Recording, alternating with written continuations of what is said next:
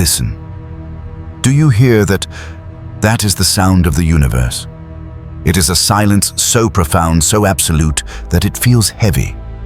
It screams at us.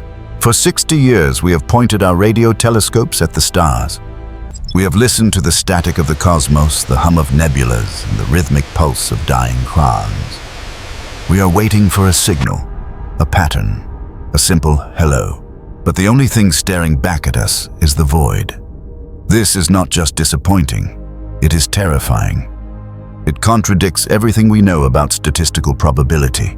Let us analyze the mathematics. In our Milky Way galaxy alone, there are between 100 and 400 billion stars, even if we use the most conservative estimates implying that life is exceptionally rare. The math suggests there should still be thousands of active civilizations. Furthermore, the galaxy is 13 billion years old. Earth is a newcomer. A civilization that started just 1% earlier than us would be millions of years ahead in technology. They should be everywhere. Yet we see no one. If these civilizations existed, they would not be invisible. A truly advanced society, a Type 2 civilization, would eventually hunger for more energy than their planet could provide. They would build Dyson spheres, vast superstructures, to harvest the total energy of their star. Even without megastructures, they should have spread via von Neumann probes, self-replicating machines sent to every star system to build copies of themselves. Mathematically, such a fleet could colonize the entire Milky Way in just a few million years.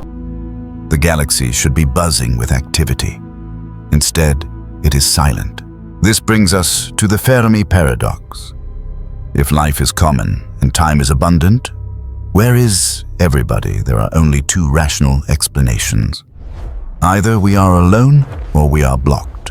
Scientists call this barrier the Great Filter. It is a hypothetical hurdle in the evolution of life that is extremely difficult to cross. It is a cosmic sieve that eliminates almost every species that encounters it. The critical question is, where is the filter located? Scenario 1. The filter is behind us. Perhaps the origin of life itself, the spark that turns dead matter into a living cell, is so incredibly rare that it has only happened once. If this is true, we are the winners of a cosmic lottery. We are the first and only consciousness in the void. Scenario 2 is far darker. The filter is ahead of us. This implies that life evolves frequently and intelligence is common, but advanced civilizations hit a wall they cannot pass. They destroy themselves before they can leave their home star. Nuclear war, artificial superintelligence, resource depletion. If the filter is ahead, then the silence of the universe is not a sign of emptiness. It is a graveyard. It means our own extinction is likely inevitable. But there is a third theory. One that chills the blood of even the most optimistic astronomer. It is known as the dark forest hypothesis. Imagine the universe is a dark forest at night. It is not empty, it is full. But every civilization is an armed hunter stalking through the trees. If a hunter finds another life, another hunter, an angel, a demon, he cannot trust them. His only safe option is to eliminate them before they eliminate him. In this forest, silence is not an accident. It is survival. Broadcasting your location, as we have been doing with our high-power radio signals for a century, is not an act of exploration. It is suicide. It is a child shouting into the dark, unaware of the wolves. Perhaps the galaxy is teeming with life.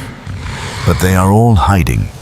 They are trembling in the dark, listening to us shout into the void, wondering when the predator will arrive to silence us. Which truth is worse, that we are the only spark of mind in a dead, empty universe, or that we are surrounded by ghosts who refuse to speak because they know what is out there? Look at the stars again. They look different now, don't they? They are no longer just distant lights or fusion reactors. They are question marks. Whether we are alone or hunted, the responsibility is the same. We are the custodians of consciousness.